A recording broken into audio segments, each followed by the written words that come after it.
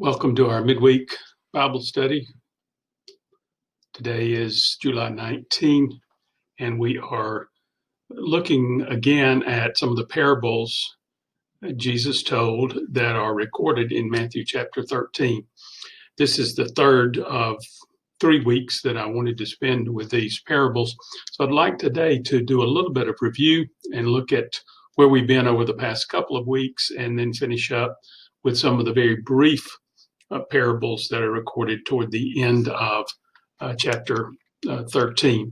The first of the parables recorded in the beginning of Matthew 13. The same day Jesus went out of the house and sat beside the sea. Great crowds gathered around him, so that he got into a boat and sat down. And the whole crowd stood on the beach.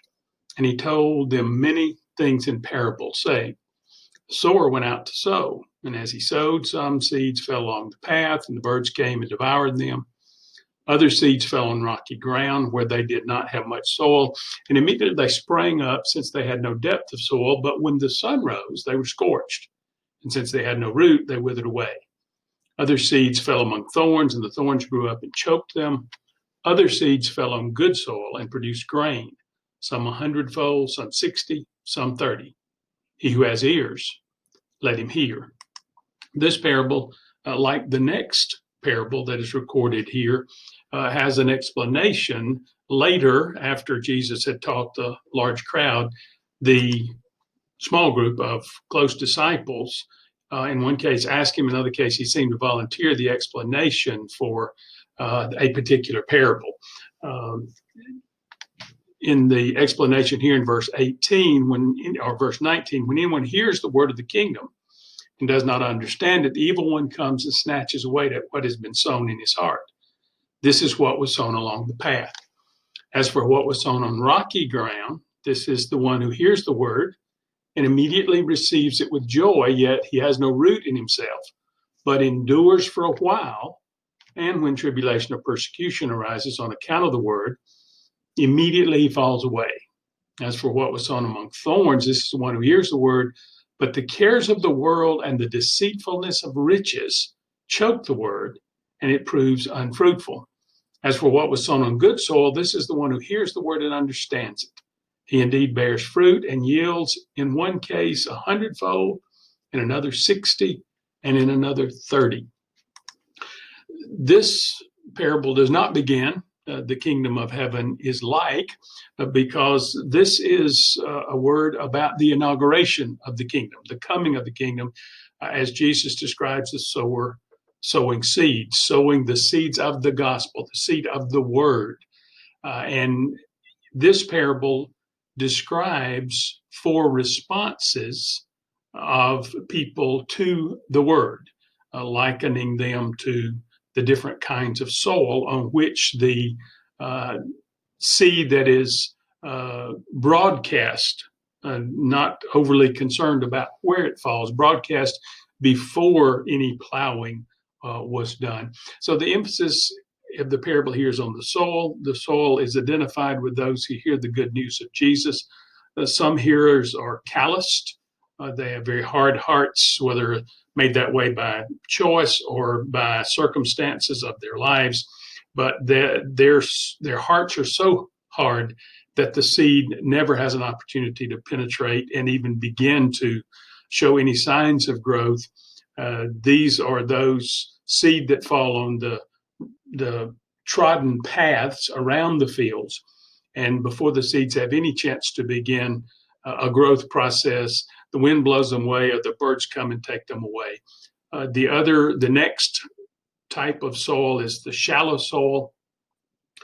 There's a rock underlying the inch or two of seemingly good soil, and the seeds begin to grow, but because the rock ledge does not allow a root system to develop, as soon as the sun comes out on these tender young plants, they wither and die. Jesus talks about those who hear the word, it begins to grow, but as soon as some sort of opposition to them or to the word growing in them comes, their faith their beginning sense of faith dries up and blows away. Those seed sown among the thorns, these are the cluttered people because of the cares of the world and the deceitfulness of riches. Even though the seed begins to grow among them, there are many other things growing in their lives which choke out the growth of the word. It is possible to interpret that these seeds may continue to grow, though in a very weakened state, and so therefore would produce little to no harvest, little to no fruit. The fourth group, thankfully, is the productive soil. This is the good soil, Jesus describes it, that the seed not only is taken in, but grows and produces an abundant harvest, 30, 60, even 100-fold, which was a return, 100-fold, that was unheard of in that time. The next parable recorded in Matthew is the parable of the weeds. It's usually described. He put another parable before them, saying, the kingdom of heaven may be compared to a man who sowed good seed in his field. But while his men were sleeping, his enemy came and sowed weeds among the wheat and went away. So when the plants came up and bore grain, then the weeds appeared also. And the servants of the master of the house came and said to him, Master, did you not sow good seed in your field? How then does it have weeds? He said to them, an enemy has done this. So the servant said to him, then do you want us to go and gather them? But he said, no, lest in gathering the weeds, you root up the wheat along with them. Let both grow together until the harvest, and at harvest time I will tell the reapers, gather the weeds first and bind them in bundles to be burned, but gather the wheat into my barn. And then the explanation, then he left the crowds and went into the house, and his disciples came to him saying, explain to us the parable of the weeds of the field. He answered, the one who sows the good seed is the Son of Man. The field is the world, and the good seed is the sons of the kingdom. The weeds are the sons of the evil one, and the enemy who sowed them is the devil. The harvest is the end of the age, and the reapers are angels. Just as the weeds are gathered and burned with fire, so will it be at the end of the age. The Son of Man will send his angels, and they will gather out of his kingdom all causes of sin and all lawbreakers, and throw them into the fiery furnace. In that place there will be weeping and gnashing of teeth. Then the righteous will shine like the sun in the kingdom of their Father. He who has ears, let him hear.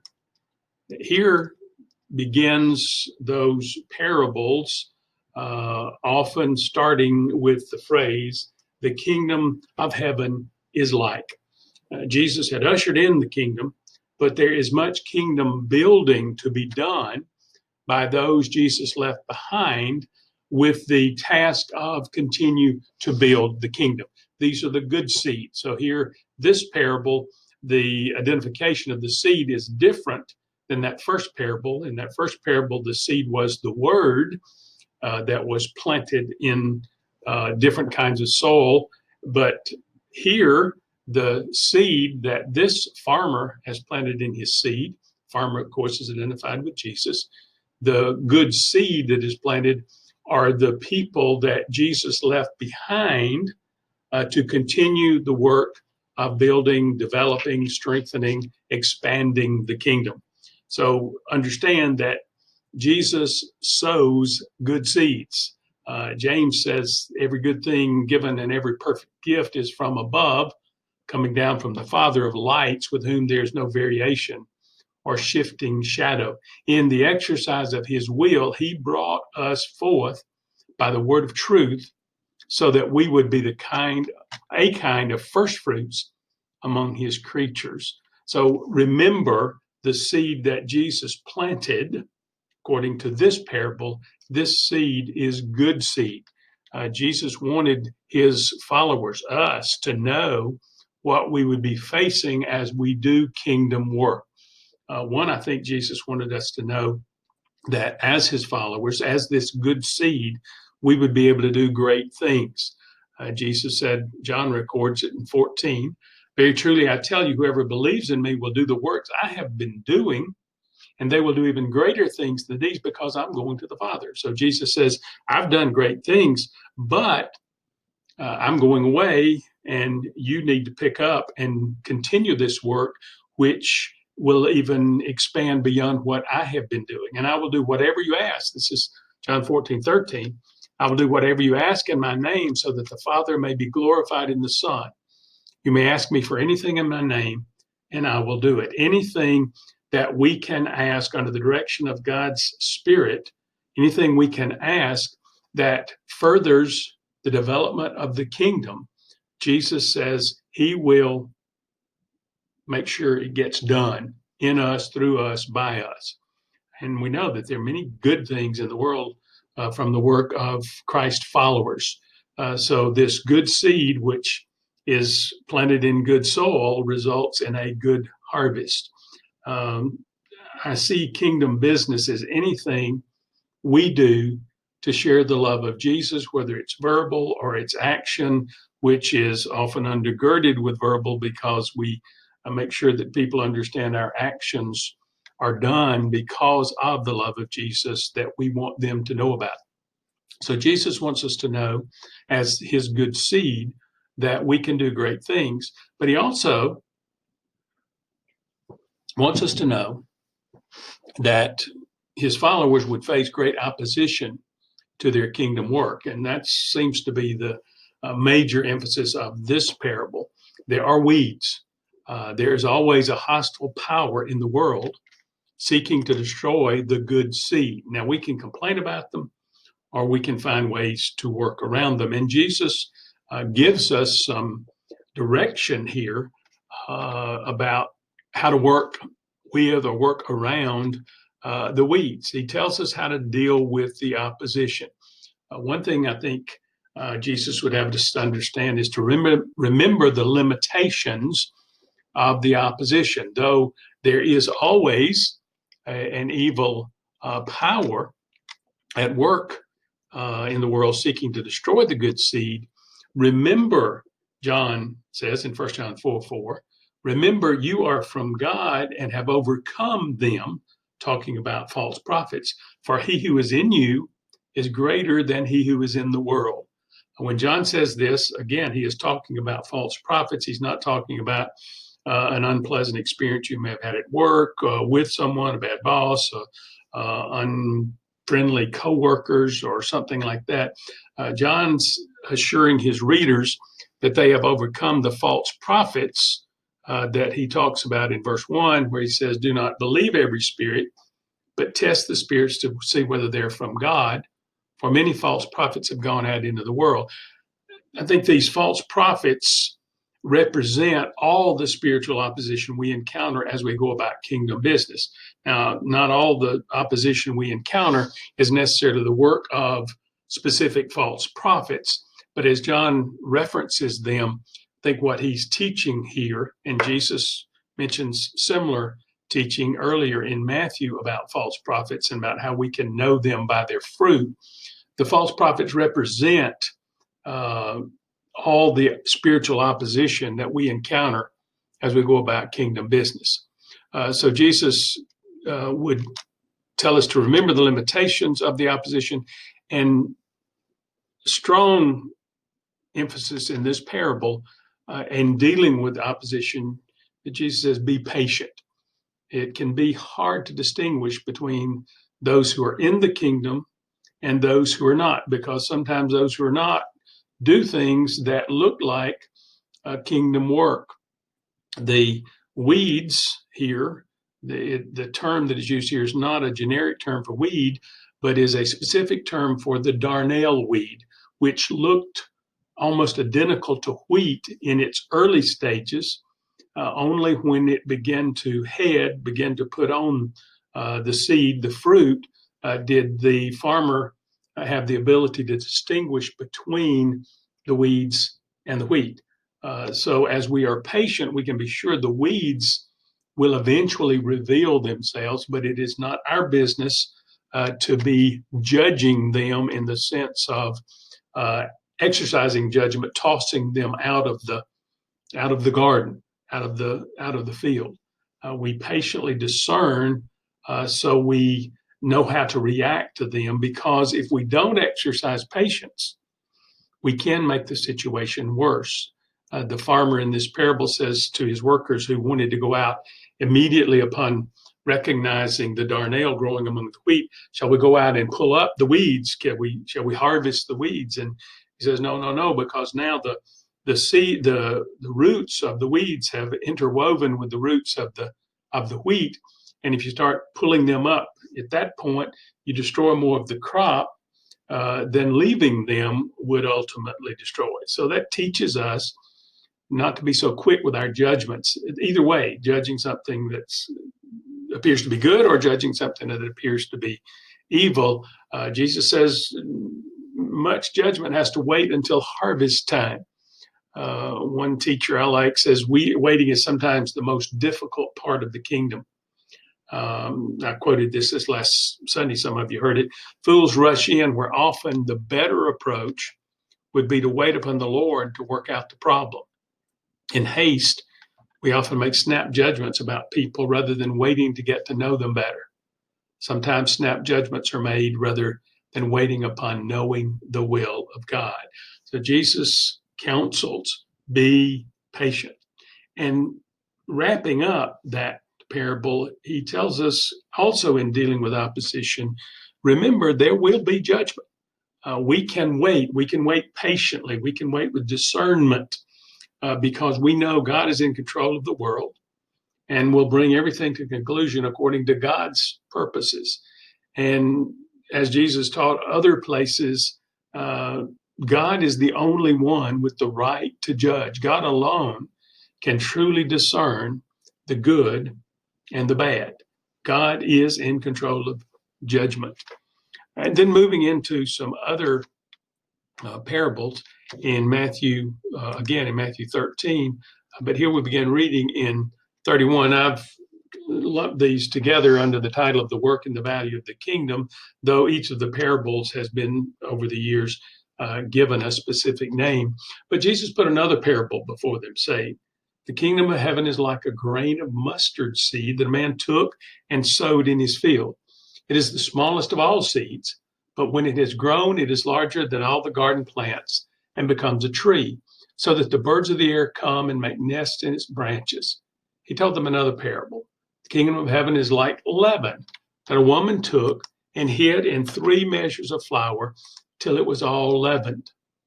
The kingdom of heaven is like treasure hidden in a field, which a man found and covered up. Then in his joy, he goes and sells all that he has and buys that field. Again, the kingdom of heaven is like a merchant in search of fine pearls, who on finding one pearl of great value, went and sold all that he had and bought it. Again, the kingdom of heaven is like a net that was thrown into the sea and gathered fish of every kind. When it was full, men drew it ashore and sat down and sorted the good into containers, but threw away the bad.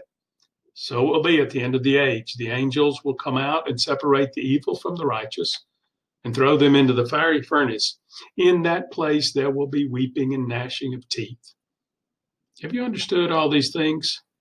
They said to him, yes. And he said to them, therefore, every scribe who has been trained for the kingdom of heaven is like a master of a house who brings out out of his treasure what is new and what is old. These parables, or several of these parables, the parable of the mustard seed and the parable of the mustard seed, the tiny little seed, but it grows to a large tree-like plant. And so the work of the kingdom and the work we do in the kingdom, or in that day, the beginning of the kingdom certainly appeared to be very small. Jesus had 12 disciples, and though the crowds in the beginning were large, they were beginning to drift away as Jesus explained some of the demands of the kingdom. So the disciples looking around might think, how can we carry on your work? How can we expect to do anything great when there are so few of us? But Jesus says the tiny mustard seed grows to a large tree-like plant. The birds of the air land in it, nest in it. It may appear small, the work of the kingdom, but it grows to an ultimate usefulness. To us, he might say, never doubt the effectiveness of even the smallest act of kindness in Jesus' name. And also, as we work with people and in our own lives, remembering that the tiniest faith can grow to gigantic proportions. Either a tiny spark of faith can grow into a saving faith, a redeeming faith, a life altering faith, or what we see as small faith in our lives, at least in some areas perhaps, with proper work, that seed can continue to grow until we are astounded by its size. One of the ways that faith works, one of the ways that kingdom works, it often works by influence from the inside out. Jesus told the parable of the yeast or the leaven. Our influence, there certainly is a place for a loud declaration of the good news of Jesus, but there's also an ongoing need for the quiet influence of disciples from within families and workplaces, community organizations, neighborhoods. And as we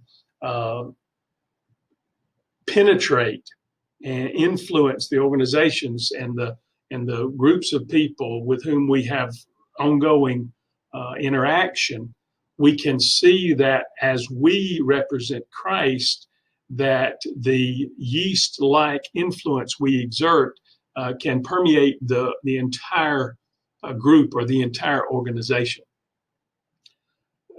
Then Jesus tells, well, I'm jumping over and I'll come back to a couple of other parables, but Jesus finishes up this section with the parable about the kingdom of heaven like a net thrown into the sea gathers fish, reminding us that the kingdom is demanding. The king of the kingdom makes demands. Jesus talks about sorting the fish catch. The good fish were set aside into containers. The bad fish were thrown away. This is a symbol or a sign of judgment. The kingdom includes judgment. Not every fish is chosen of value. So it will be at the end of the age, the angels will come out and separate the evil from the righteous, and the evil will be thrown into the fiery furnace, a place of weeping and gnashing of teeth. Going back then to a couple of other parables, the parable of the treasure hidden in the field and the parable of the costly pearl. I don't think Jesus was commending someone who would hide something in order to be able to buy that field.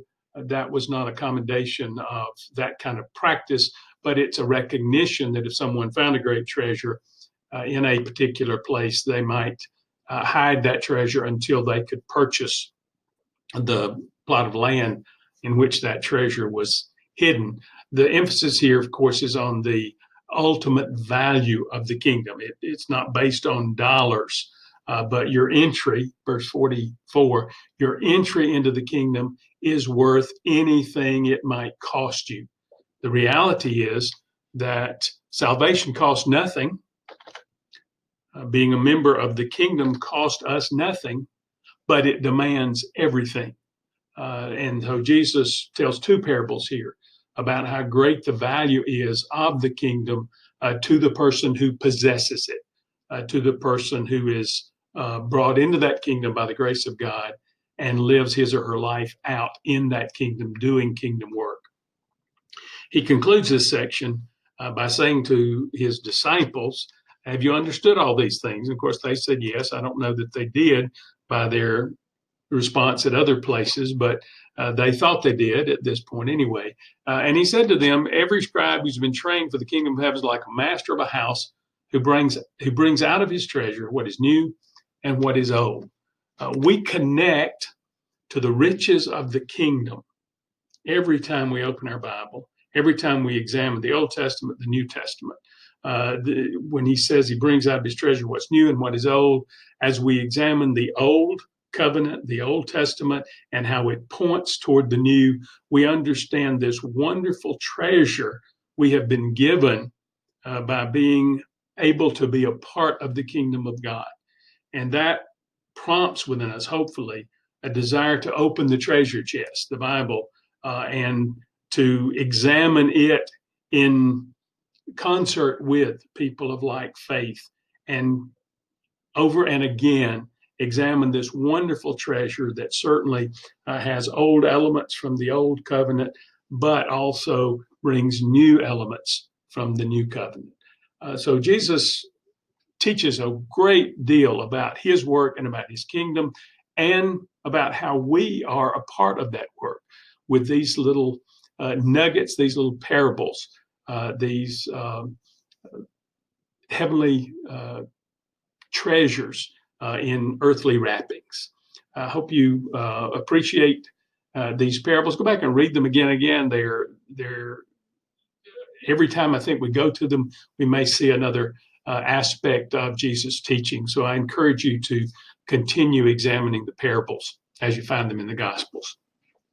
One word by way of preparation for our next worship experience. We are planning to celebrate the Lord's Supper on July the 26th. For those who are able to be with us in our live service, we, of course, will have the elements prepared for that meal. But if you are planning to be a part of the online live stream, or if you're watching it as a recording, make your preparation before you begin to engage that service at home, and celebrate the supper with your family, even though it will be from a distance. Thank you again for joining with me today in this Bible study. I look forward to connecting with you through worship on Sunday, however that connection may be.